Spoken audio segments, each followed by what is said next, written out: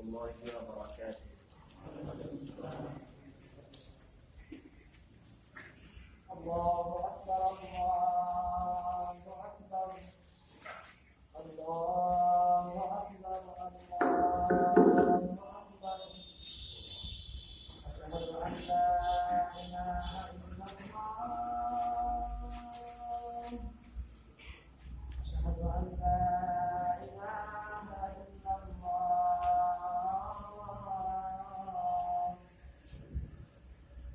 أشهد أن محمدا رسول الله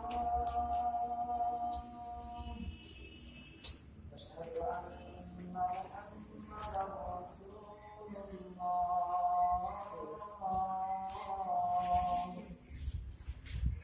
حي على الصلاة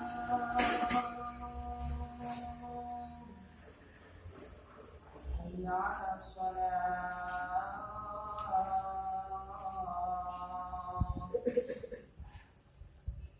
حي على الفلاح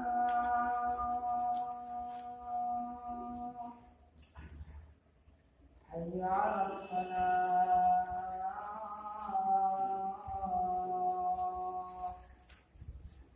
الله أكبر الله أكبر لا إله إلا الله.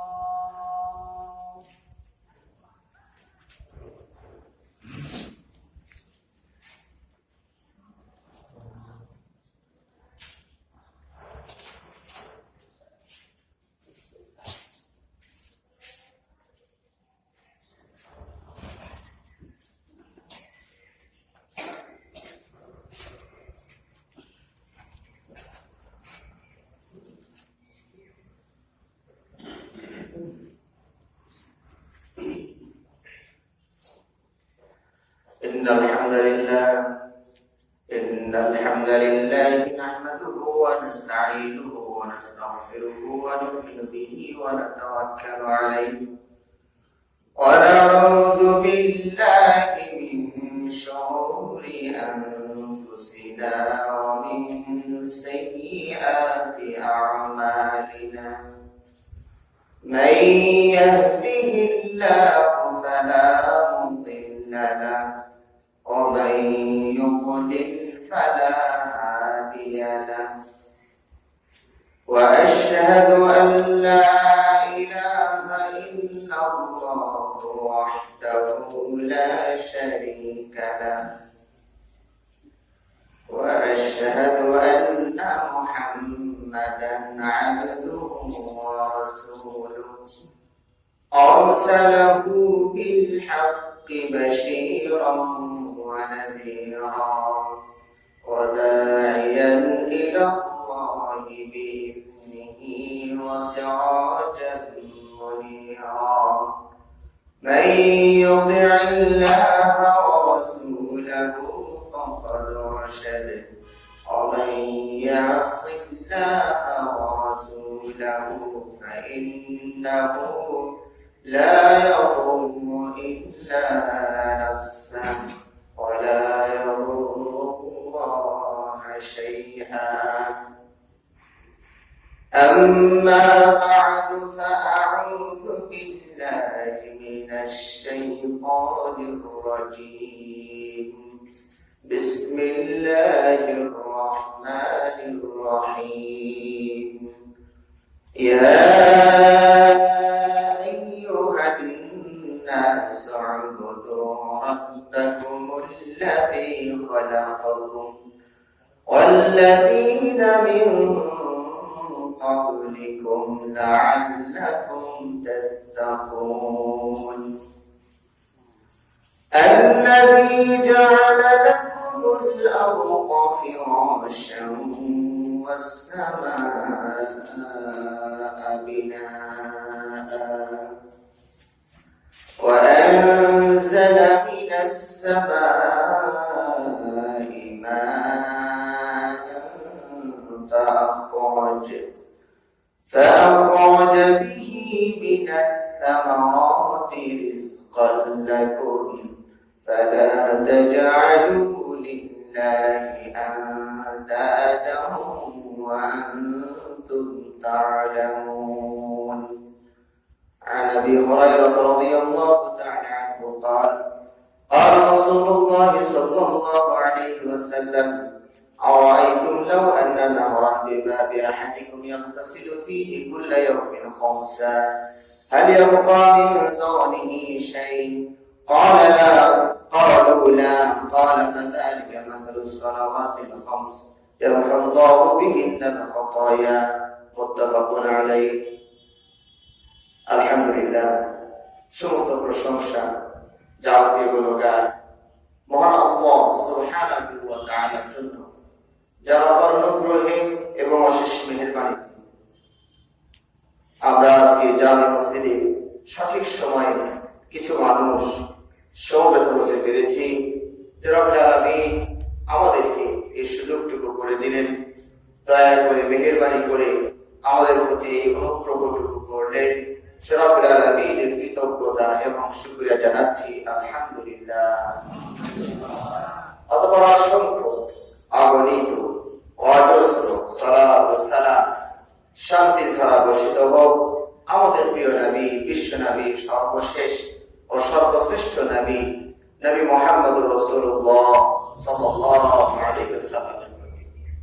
সম্মানিত মুসলিমবৃন্দ, আজকের এই পবিত্র খুতবায় আমি আপনাদের সামনে যে বিষয় নিয়ে আলোচনা করার ইচ্ছা পোষণ করি সেটি হচ্ছে আমরা কার ইবাদত করব, কেন, কি ইবাদত করব, কিভাবে করব। এই উপলক্ষে আমি আপনাদের সামনে পবিত্র কোরআনে সূরাতুল বাকারা 21 এবং 22 নম্বর আয়াত তেলাওয়াত করেছি এবং বিশ্ব নবী মুহাম্মদুর রাসূলুল্লাহ সাল্লাল্লাহু আলাইহি ওয়াসাল্লামের অসংখ্য অমীয় বাণী হতে একটি বাণী পাঠ করেছি। এই আয়াত এবং হাদিসকে সামনে রেখে কোরআন এবং সহিহ হাদিসের আলোকে কিছু কথা উপস্থাপন করে আমাদের খুতবা সমাপ্ত করার চেষ্টা করবে ইনশাআল্লাহ তাআলা। ওয়া তাওফীকি ইল্লা বিল্লাহ, আলাইহি তাওয়াক্কালতু ওয়া ইলাইহি উনীব। আল্লাহ রাব্বুল আলামিন পবিত্র কোরআনে সূরাতুল ফাতিহা থেকে শুরু করে আমাদের পরিচিত আয়াতের আগ পর্যন্ত প্রায় 27টির মতো আয়াত উল্লেখ করেছেন। সূরাতুল ফাতিহা 7টি আয়াতের কোথাও আল্লাহ রাব্বুল আলামিন কোনো আদেশও করেননি, কোনো নিষেধও করেননি। এরপরে দ্বিতীয় সূরা শুরু হলো সূরাতুল বাকারা। এটা যদি আপনারা পড়া শুরু করেন, অর্থ সহ বুঝি আমরা, তাহলে দেখবো আউযু বিল্লাহি মিনাশ শাইতানির রাজীম, বিসমিল্লাহির রহমানির রহিম, আলিফ লাম মিম, যালিকাল কিতাবু লা রাইবা ফীহি। এইভাবে আপনি প্রথম রুকুটা শেষ করবেন। এখানে আল্লাহ রাব্বুল আলামিন কোনো আদেশ বা নিষেধ আমাদেরকে করেন। প্রথম রুকুতে মুমিনদের কিছু কথা, বৈশিষ্ট্যের কথা, মুত্তাকিদের কিছু চরিত্র বৈশিষ্ট্যের কথা উল্লেখ করেছেন, আর দুই আয়াতের মাঝে কাফেরদের কিছু চরিত্র বৈশিষ্ট্যের কথা তুলে ধরেছেন। দ্বিতীয় রুকু যখন শুরু হলো, ওয়ামিনান নাসি মান ইয়াকুলু আমান্না বিল্লাহি ওয়া বিল ইয়াউমিল আখির ওয়া মা হুম বিমুমিনিন। এই দ্বিতীয় রুকু থেকে আল্লাহ রাব্বুল আলামিন যখন আলোচনা তার বক্তব্য শুরু করবেন, তো পুরো রুকুটাই শেষ হয়ে গেল, তবু কোনো আদেশ বা নিষেধ করলেন না। এই পুরো দ্বিতীয় রুকুটাই ছিল মুনাফিকদের চরিত্র এবং বৈশিষ্ট্যের কথা। মুমিনদের জন্য এক দুই আয়াতের ভিতরে আল্লাহ রাব্বুল আলামিন মোটামুটি পরিচয় তুলে ধরলেন, কাফেরদের জন্য এক দুইটা আয়াতের ভিতরে ফিনিশিং দিয়ে দিলেন। কিন্তু মুনাফিক এত জটিল জিনিস যে ওটার জন্য প্রায় 13টার মতো আয়াত আল্লাহ রাব্বুল আলামিন অবতীর্ণ করলেন। পুরো রুকুটাই মুনাফিকদের জন্য। আল্লাহু আকবার। তাদের চরিত্র বৈশিষ্ট্যের কথা আল্লাহ রাব্বুল আলামিন আমাদেরকে তুলে ধরে তাদের থেকে সাবধান এবং সচেতন থাকার পরামর্শ আমাদেরকে দিয়েছেন। এবার যখন আমরা তৃতীয় রুকু শুরু করলাম, ইয়া আইয়ুহান নাস উবুদু রাব্বাকুমুল্লাযী খালাকাকুম ওয়াল্লাযীনা মিন ক্বাবলিকুম লাআল্লাকুম তাত্তাকুন। এটাই হচ্ছে সর্বপ্রথম আদেশ। তাহলে সূরা বাকারা 7টি আয়াত গেল, কোনো আদেশ নাই। সূরা বাকারা 20টি আয়াত গেল, কোনো আদেশ এবং নিষেধ কোনোটাই নেই। প্রথম আদেশ আল্লাহ করছেন, ইয়া আইয়ুহান নাস, ও মানুষেরা। নাস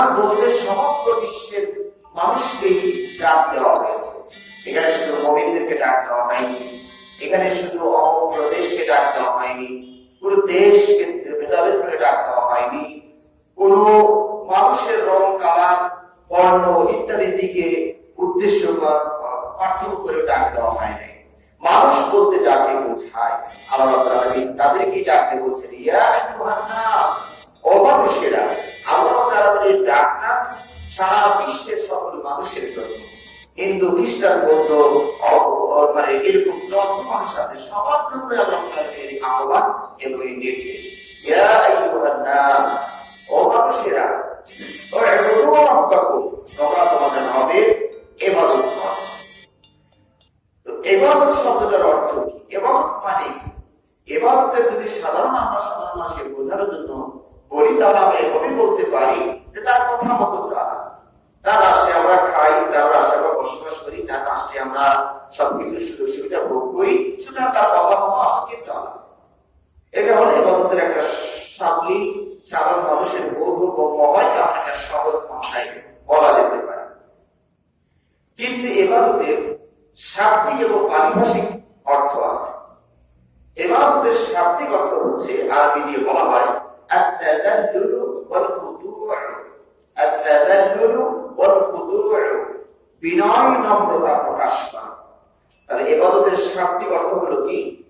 বিনয় নম্রতা প্রকাশ করা। আর পারিভাষিক অর্থ শাইখুল ইসলাম ইবনে তাইমিয়া রাহিমাহুল্লাহ তিনি উল্লেখ করেছেন, হিয়া ইসমুন জামিউ লিকুল্লি মা ইউহিব্বুল্লাহু ওয়া ইয়ারদা মিনাল আকওয়ালি ওয়াল আফআলিল যাহিরাতি ওয়াল বাতিন। ওই সকল কথা, ওই সকল কর্ম, তা প্রকাশ্য হোক বা গোপনে হোক, যে সকল কথা, প্রকাশ্য কথা, কর্ম এবং গোপনীয় কথা, কর্ম, যেগুলোর উপরে আল্লাহ সন্তুষ্ট আছেন, আল্লাহ রাজি খুশি আছেন, এই জাতীয় কথা কর্মগুলো সম্পাদন করার নামই হচ্ছে ইবাদত। সুতরাং আমরা সালাত করি, এটি ইবাদত। আমরা সাওম পালন করি, এটি ইবাদত। আমরা একজন মুসলিম ভাইয়ের সাথে সাক্ষাৎ করে সালাম বিনিময় করি, মুসাফা করি, মুআনাকা করি, ইবাদত। রাস্তা হতে কষ্ট দেয়, তিনি সরিয়ে ফেললাম, এটা সরালে আল্লাহ ভালোবাসেন, পছন্দ করেন, সরিয়ে দিলাম, এটা আমার ইবাদত। স্বামী স্ত্রীর হক পরস্পরে আদায় করলাম, এটা আমার ইবাদত। প্রতিবেশীর হক আদায় করলাম, এটা আমার ইবাদত। কারণ আল্লাহকে রাজি খুশি করার জন্য আপনি ওই সকল কর্মগুলো করলেন যেগুলো করলে আল্লাহ খুশি হবেন, ওই কাজগুলোর প্রতি আল্লাহ রাজি আছেন, আল্লাহ ওই কাজগুলো পছন্দ করেন, ভালোবাসেন। এই জাতীয় কর্ম, কথা সম্পাদন করার নামই হচ্ছে ইবাদত। তাহলে আমরা যে অনেক সময় ইবাদত বলতে মুষ্টিমেয় ও হাতে গোনা কয়েকটাকে বুঝি, এই দৃষ্টিভঙ্গির শুধু প্রসারী হলো, মানে আরো ব্যাপক হলো। আমরা ইবাদত বলতে সালাত পড়া, হজ করা, যাকাত দেওয়া, এই হাতে গোনা কয়েকটাকে বুঝি, কিন্তু না, বিশাল ইবাদতের পরিধিটা অনেক বিশাল। আল্লাহ রাব্বুল আলামিন যা পছন্দ করেন, ভালোবাসেন, ওই সকল কথা এবং কর্ম, তা গোপন হোক বা প্রকাশ্য, এই সব কিছুই হচ্ছে আপনার ইবাদত। তো আল্লাহ রাব্বুল আলামিন আমাদেরকে বলছেন, উ'বুদু রাব্বাকুম, তোমরা তোমাদের রবের ইবাদত করো। রব কাকে বলা হয়? রব এর বাংলা আমরা করি কিভাবে? প্রতিপালক, লালন পালনকারী, এটা নাম হলো বাংলাতে রব বলি। এই অর্থে দেখা যায় আমার মা তো আমার রব্বা বা রব, আমাকে দেখাশোনা করেন, লালন পালন করেন। আবার আমার বাবাও তো আমার লালন পালন করেন, আমার আত্মীয়স্বজন তো আমাকে দেখাশোনা লালন পালন করেন, পড়াশোনার খরচ দেন। তো এই অর্থে কিন্তু মনে হচ্ছে যেন তারাও তো পালন কর্তা, তারাও রব, কিন্তু এই অর্থে এখানে ব্যবহার করা হয়নি। রব বলতে ওই শব্দকে বোঝানো হয়, এই জন্য বাংলাতে এরকম অর্থ কোনো শব্দই পাওয়া যাবে না যে রবের, এটা আমি এক শব্দ আপনাকে প্রকাশ করি, বুঝাই, এবং কোনো শব্দই পাওয়া যাবে না।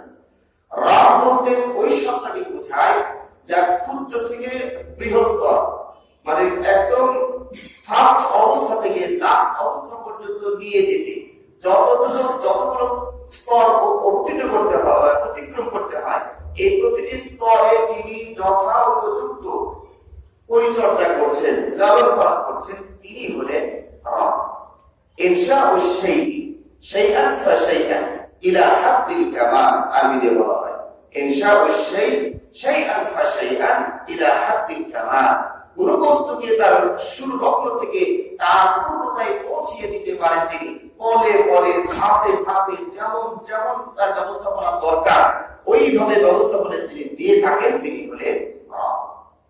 মানুষের শুরু যদি আমরা ওই পানিটাকেই ধরি, আর ওই পানি থেকে শুরু করে আপনার এই পূর্ণতা পর্যন্ত প্রতিটি দিনে, প্রতিটি ক্ষণে, প্রতিটি সেকেন্ড আপনার জন্য যেমন রুচির দরকার, যেমন খাবার সংগ্রহ করা দরকার, যেমন রক্তের দরকার, যেমন ক্যালসিয়াম দরকার, এরকম পলে পলে স্তরে স্তরে সেকেন্ডে সেকেন্ডে যিনি অহরহ ব্যবস্থা করে যাচ্ছেন তিনি হলেন রব।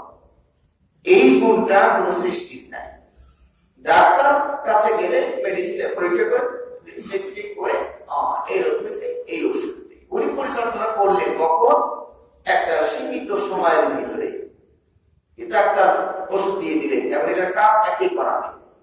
আপনি খেলেন, খাওয়ার পরে পেটে গেল, এটার কাজ কি করাবে? ডাক্তার আপনার ডাক্তারের কাজ শেষ, ওটা আল্লাহ লাগবে, ওটা আল্লাহ ছাড়া করবে না।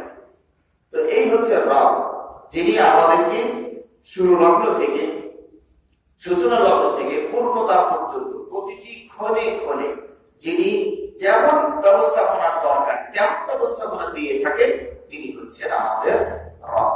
তো আল্লাহ বলছেন, ইয়া আইয়ুহান নাস ওয়া'বুদু রাব্বাকুম, ও মানুষেরা তোমরা তোমাদের রবের ইবাদত করো।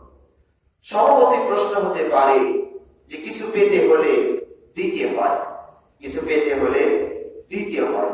তো আমরা যেমন মানব মনে একটা প্রশ্ন জাগলো, আল্লাহ আমরা আপনার ইবাদত করবো কেন? আমরা আপনার কথা মতো চলবো কেন? আপনি আমাকে দিলেনটা কি? আমাদের মানব মনে প্রশ্ন জাগতে না জাগতেই আল্লাহ রাব্বুল আলামিন তার উত্তর দেওয়া শুরু করলেন। আল্লাহ রাব্বুল বলছেন, আল্লাযী খালাকাকুম ওয়াল্লাযীনা মিন ক্বাবলিকুম লাআল্লাকুম তাত্তাকুন। আল্লাহ রাব্বুল বলছেন, যিনি তোমাদেরকে সৃষ্টি করেছেন। আমরা আল্লাহর ইবাদতটা কেন করব? যেহেতু আল্লাহ আমাদের সৃষ্টি করেছেন। শুধু আমাদের কি নয়, ওয়াল্লাযীনা মিন ক্বাবলিকুম, তোমাদের পূর্বে যারা ছিলেন তাদেরকেও তিনিই সৃষ্টি করেছেন। তাহলে আমরা আল্লাহর কথা মতো চলবো কেন? যেহেতু তিনি আমাদেরকে সৃষ্টি করেছেন। শুধু আমাদেরকে নয়, আশপাশে আমরা যারা দেখি সব কিছু স্রষ্টাকে তিনি। আল্লাহ রাব্বুল আলামিন পবিত্র কোরআনে বলছেন, আল্লাহু খালিকু কুল্লি শাই, সব কিছু স্রষ্টা হলেন আল্লাহ, সব কিছু সৃষ্টিকারী আল্লাহ। সূরা লুকমানের ভিতরে আল্লাহ রাব্বুল আলামিন বলছেন, হাযা খালকুল্লাহ ফাআরুনি মাযা খালাকাল্লাযীনা মিন দুনি। আল্লাহ বলছেন যে হাযা খালকুল্লাহ, এই যে ডানে বামে সামনে পিছনে উপরে নিচে যা দেখো সব আল্লাহর সৃষ্টি। ফাআরুনি, সুতরাং আমাকে একটু দেখাও তো, মাযা খালাকাল্লাযীনা মিন দুনি, তিনি ছাড়া অন্যরা কি সৃষ্টি করলো আমাকে একটু দেখাও তো। আল্লাহ রাব্বুল আলামিন আমাদের কাছে দেখতে চান। আজকে মানুষ মূর্তি পূজা করে, তুলসী পূজা করে, গাছের পূজা করে, পিলারের পূজা করে, মিনারের পূজা করে, স্মৃতির পূজা করে এবং গাছ গাছালি মাজার কবর ইত্যাদির পূজা করে।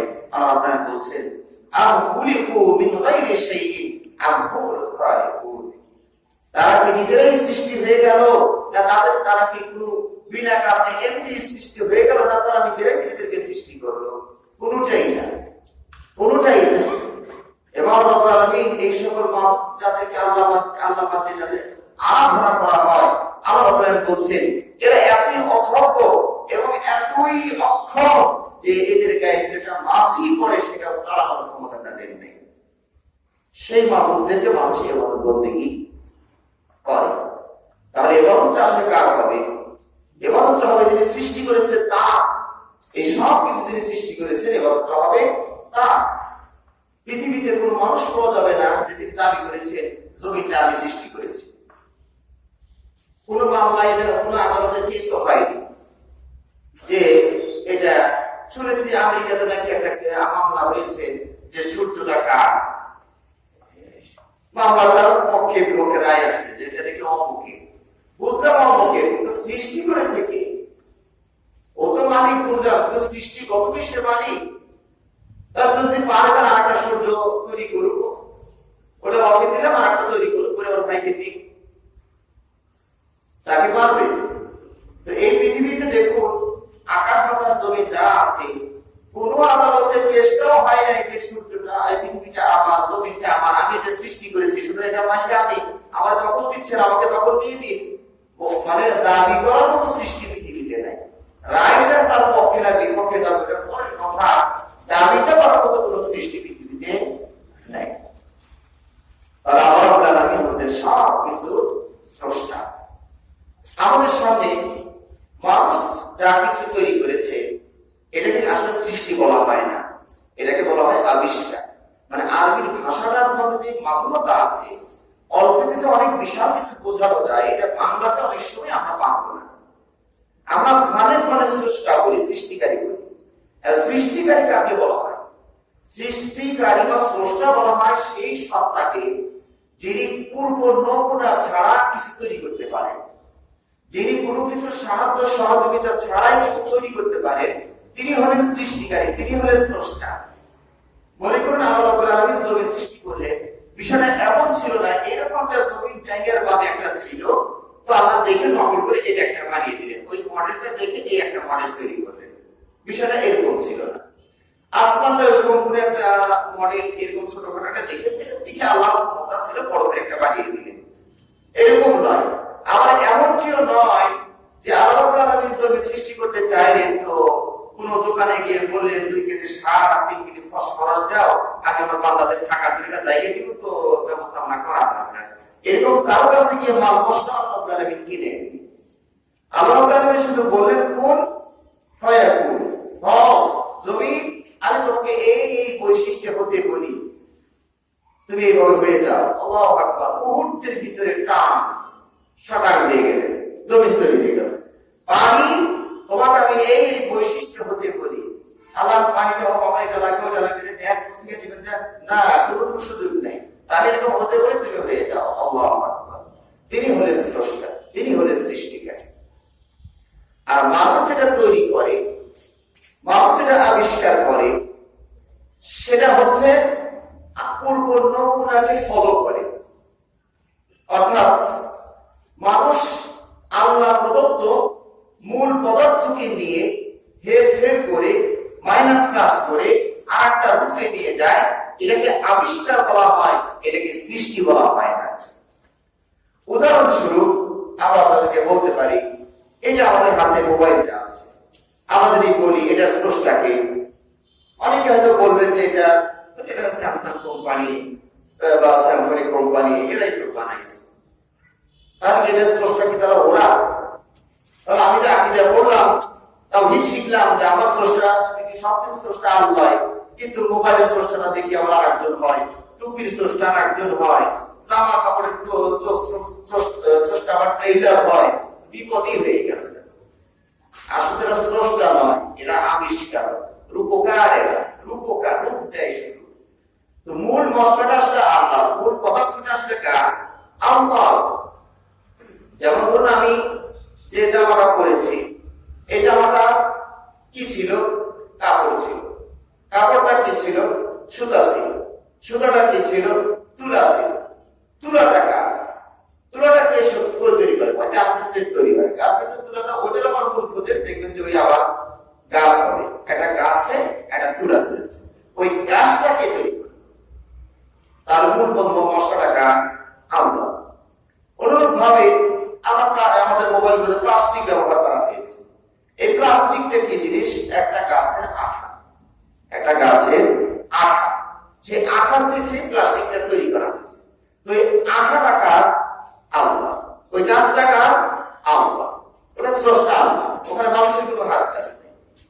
অনুরূপ ভাবে আমাদের গ্লাস ব্যবহার করি, আয়না, কাঁচ, এগুলো তৈরি হয় কি দিয়ে? বালু দিয়ে, বালি দিয়ে তৈরি হয়, বিশেষ কিছু বালু দিয়ে এটা তৈরি হয়। ওই বালুটার কারণে পৃথিবীর সকল বিজ্ঞানী মিলেও এক পারা বালু সৃষ্টি করতে পারবে না। সুবহানাল্লাহি ওয়া বিহামদিহি, সুবহানাল্লাহিল আযীম। ওটা আল্লাহটা নিয়ে তারা এই রূপ দিয়েছে। এরকম ভাবে লোহা ব্যবহার করা হয়েছে। লোহা টাকা ওই খনিজ পদার্থ আয়রন ওইটা থেকে আপনার এটা তৈরি করা হয়েছে, লোহা তৈরি করা হয়েছে। তাহলে মূল উপাদান মূল পদার্থটা কার? আল্লাহ। সব কিছু স্রষ্টা তাহলে কে হলেন? আল্লাহ। যে বিজ্ঞানী এটা বানালেন সেই বিজ্ঞানীকে কে বানালেন? আল্লাহ। বিজ্ঞানী যে রিজিক খেয়ে বানালো ওই রিজিক গুলো কার? আল্লাহ। যে জমিনে বসবাস করে বানালো ওই জমির কার? আল্লাহ। যে আসমানে নিচে ছিল ওই আসমান কার? আল্লাহ। তাহলে বিজ্ঞানী যে মেধা দিলেন ওটা কে দিয়েছে? ওটা আল্লাহ দিয়েছে। তাহলে সবই তো আল্লাহ, আমার আপনার কি? তাহলে সব কিছু হলো আল্লাহ, সব কিছু স্রষ্টাও হলে আল্লাহ। তিনি ভালো স্রষ্টা, তিনি মন্দেরও স্রষ্টা। আমি তো আপনাকে প্রশ্ন করি, আচ্ছা বলুন তো শয়তানের স্রষ্টাকে? তখন আপনি নিশ্চিত করবেন এটা আল্লাহ। কারণ আপনি যদি আরেকজনের নাম বলেন স্রষ্টা তাহলে দুইজন, এবং তারা দুইজনই পাবে, ও পাবে ও পাবে। এবার আমি আরেকটা প্রশ্ন করি আপনাদের সামনে, যদি বলি মদের স্রষ্টাকে, বলবেন নিঃসন্দেহে আল্লাহ নাকি? মধুর স্রষ্টা বললে বলবেন আল্লাহ স্রষ্টা, কিন্তু মদের স্রষ্টাকে মানুষ, তার স্রষ্টা তো দুইজন হয়ে গেল। আমাদের কথা ছিল কি স্রষ্টা তো একজনই হবে। তাহলে আমরা বলবো মধুর স্রষ্টাও আল্লাহ, মদের স্রষ্টাও আল্লাহ। অপরাধীকে, দোষীকে অপব্যবহার করবে যে সে। উদাহরণস্বরূপ বলা যায় কামারের কাজ কি? ছুরি বানা। কামার বোঝেন আপনারা? কামারের কাজ ছুরি বানা। একটা ছুরি কিনে নিয়ে গিয়ে কোরবানির সময় কোরবানির পশুটা বিসমিল্লাহ আল্লাহু বলে জবাই করলো, ছুরিটাকে যে কাজে ব্যবহার করার দরকার ছিল সেই কাজে ব্যবহার করলো, সে একটা প্রশংসনীয় কাজ করছে, সে প্রতিদিনের ভাগী হবে। আবার আরেকজন ছুরি কিনে নিয়ে রাত 9টা 2টা 1টার সময় রাস্তায় দাঁড়িয়ে আছে, একজন যাচ্ছিল, বলে যা আছে দিয়ে দাও, বেশি কথা বললো না, এদিকে দিয়ে ওদিকে বের করে দিল। সেও ছুরিটা ব্যবহার করলো কিন্তু অপব্যবহার করেছে। এখন তাই কি কামার না যে অপব্যবহার করেছে সে? যে অপব্যবহার করেছে সে দায়ী, কামার কিন্তু দায়ী না। কামারটা ছুরি বানানো বিক্রি করে, এটা তার কাম। এখন এই বস্তুটাকে নিয়ে যে অপব্যবহার করবে দায়ীটা হবে সে। তো অনুরূপ ভাবে আমার আপনি ভালো সৃষ্টি করেছেন, মন্দ সৃষ্টি করেছেন। আপনাকে বলা হয়েছে এটা নেবেন না, এটা নেবেন না, ব্যবহার যেটা আপনি করবেন সে হলে আপনার ক্ষতি রাখতে হবে। আরেকটি উদাহরণ দেওয়া যেতে পারে, যেমন আমাদের দেশের পরীক্ষাগুলোতে প্রশ্নপত্রে কখনো কখনো একটা প্রশ্ন এভাবে করা হয়, সঠিক উত্তরের পাশে টিক চিহ্ন দেওয়া। সঠিক উত্তরের পাশে টিক চিহ্ন দেওয়া। তো দেখা গেল যে ক খ গ ঘ ঙ দিয়ে 5টা লাইন বা উত্তর তিনি দিয়েছেন, সারে দিয়েছেন। এর মধ্যে একটা হচ্ছে সঠিক আর বাকি 4টাই হলো ভুল, বেশি। যখন ছাত্র যদি সঠিকটাকে টিক চিহ্ন দেয় তাহলে সে 5 মার্ক পুরো পেয়ে যাবে। কিন্তু যদি আপনার ভুলটাকে টিক চিহ্ন দেয় তার সঙ্গে সঙ্গে তার নাম্বার কাটা হবে। তো ছাত্র যদি একটা টিক চিহ্ন ভুল করে দেয় তাহলে তার 5 মার্ক পুরোই কাটা যায়।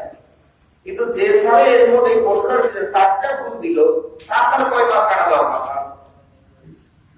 তার কাছে 20 মার্ক কাটা দেওয়ার কথা। ওনার চাকরিটা টেকার কথা না, এতগুলো ভুল প্রশ্নের মধ্যে দিয়ে রাখছে।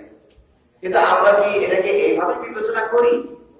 আমরা বলি যে না, স্যার ভুলটা দিয়েছেন পরীক্ষা করার জন্য, যাতে সঠিকটা বেছে নিয়ে টিক চিহ্ন দিতে পারে।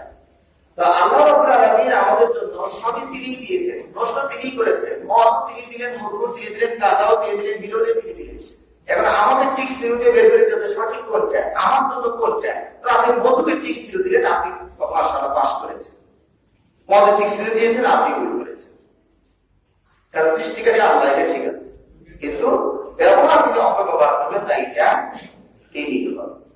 তো সুতরাং আল্লাহ হচ্ছে সব কিছুর স্রষ্টা। তিনি এই পৃথিবীকে সৃষ্টি করেছেন। আশপাশে, উপরে, নিচে, ডানে বামে, সামনে পিছনে যা কিছু দেখবেন সবই তিনি সৃষ্টি করেছেন।